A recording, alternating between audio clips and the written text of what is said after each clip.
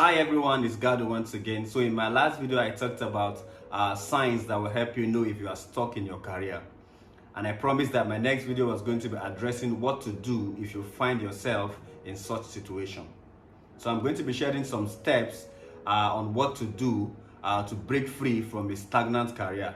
Step number 1, self-evaluation. Now, you need to sit down and evaluate yourself. Ask yourself certain questions that will help you debug where the problem is coming from. And one of those questions is, where am I coming from?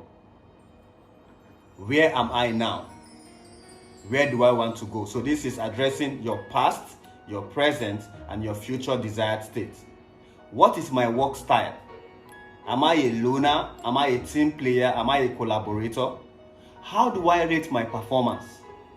Who are my customers? Who are my internal customers? Who are my external customers? Are they satisfied by my work? These are specific questions you need to ask yourself when carrying out a self-evaluation.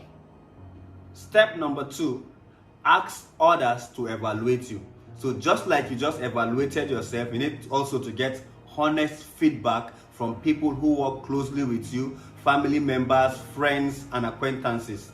Because as professionals, sometimes we tend to overrate ourselves or underrate ourselves, as the case may be.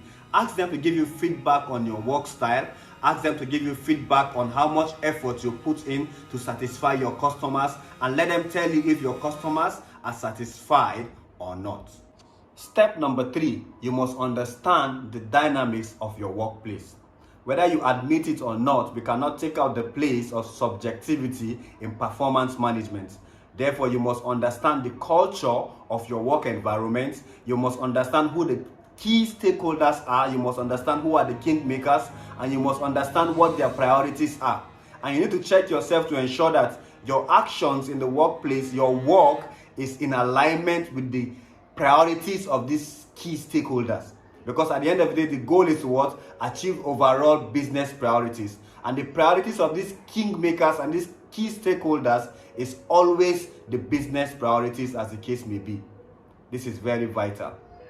Step number 4, you must leverage relationships. One of the greatest currencies you have in the workplace is your relationships. Because whether you like it or not, you will need people to support you, to help you grow. Now the question is, do you have a mentor? If your answer is yes, excellent. If your answer is no, you need to have a mentor. You need to have somebody who has been there, who has done what you are trying to do, who has achieved what you are trying to achieve countless times to guide you. The next one will be, do you have a sponsor? Because whether you like it or not, where you will be discussed, you will not be there. Do you have that one person that has your interest, that will speak for you where you will not be there to speak for yourselves? This is very key. So you must leverage on relationships. You must have mentors, you must have sponsors, and you must leverage on the support of your colleagues. This is very vital. Step number 5, you must position yourself strategically. And by this I mean you must build a career outside the confines of your company. Who are you outside that job position? Who are you outside that job role? Who are you outside your company? This is very vital, because most times many professionals build a career around a company, and this is wrong. What do you want to be known for? What is your why? You need to build a personal brand beyond just the brand of your company. This is very key. So you must position yourself strategically if you must break free from a stagnant career. This is very vital. Step number 6, you must develop a plan. Yes, I am stuck. That is my current reality. Yes, I am stagnant. That is my current reality. But whatever I do, if I don't have a plan to move from where I am to where I want to be, I will still be stagnant. I will still be stuck.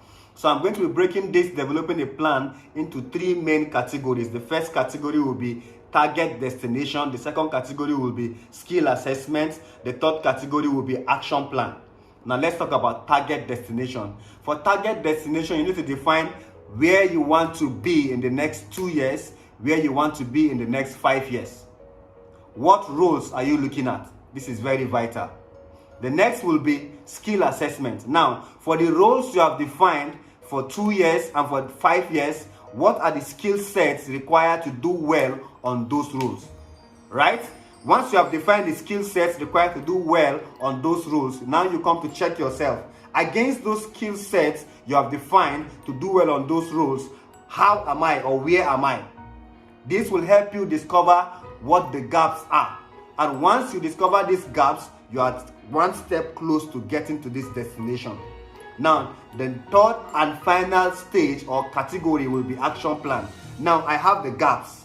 The next thing will be, how do I close these gaps? When do I close these gaps? What do I need to do to close these gaps? This is very critical. After you've done all this, you will now swing into action.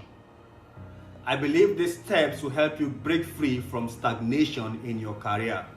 Like and share this video to help so many others who find themselves in this situation. Don't forget to subscribe to our YouTube channel for more exciting content. See you next time.